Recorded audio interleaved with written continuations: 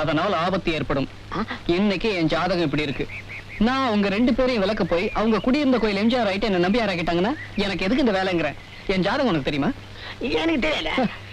7.5 சனி நடந்துகிட்டு இருக்கு. இன்னும் 2 வருஷம், 2 வருஷம் பொறுத்து பாரு. After 2 years I will be a king.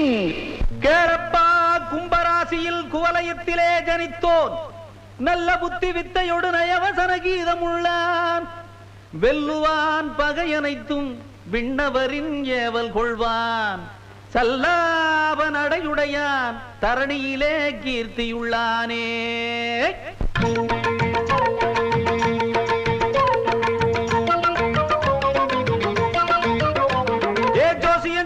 ஜோசியம் சொல்லுறேன் வா வா வா, ஓ ராசியும் பலனும் இப்பவும் எப்பவும் ஓஹோஹோ.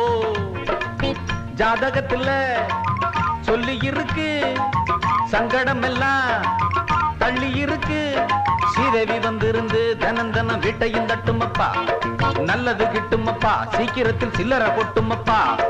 ஜோசியம் சொல்லுறேன் வா வா வா, ஓ ராசியும் பலனும் இப்பவும் எப்பவும் ஓஹோஹோ.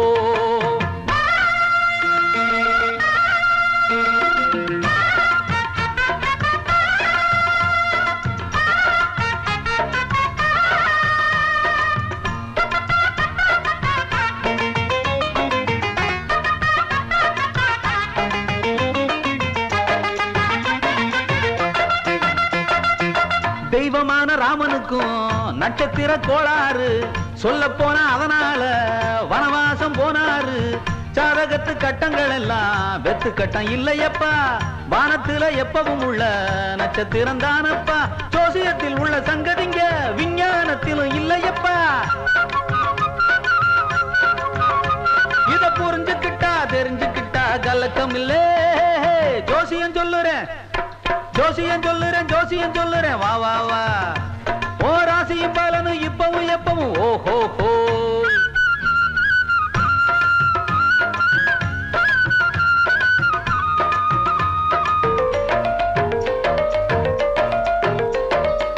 சுக்கிரன சந்திரன கிட்ட போய் தொட்டாச்சு, கிட்ட போய் தொட்டாலும் கிட்டும் பலன் ஒன்னேதான். நல்ல தொழில் கையில் இருந்தா ராசி பலன் ஏனப்பா, ராசி பலன் பார்ப்பது கூட நல்ல தொழில் தானப்பா. நம்பிக்கை நெஞ்சில வந்ததுன்னா நட்சத்திர பலன் தேவையில்லை, இத புரிஞ்சுக்கிட்டா தெரிஞ்சுக்கிட்டா கலக்கம் இல்லே. ஜோசியம் சொல்லுறேன் வா வா வா, ஓ ராசியும் பலனும் இப்பவும் எப்பவும் ஓஹோஹோ. ஜாதகத்துல சொல்லி இருக்கு, சங்கடம் எல்லாம் தள்ளி இருக்கு, ஸ்ரீதேவி வந்திருந்து தினம் தினம் வீட்டையும் தட்டுமப்பா, நல்லது கிட்டுமப்பா, சீக்கிரத்தில் சில்லற கொட்டுமப்பா. ஜோசியம் சொல்லுறேன் வா வா வா, ஓ ராசியும் பலனும் இப்பவும் எப்பவும் ஓஹோஹோ.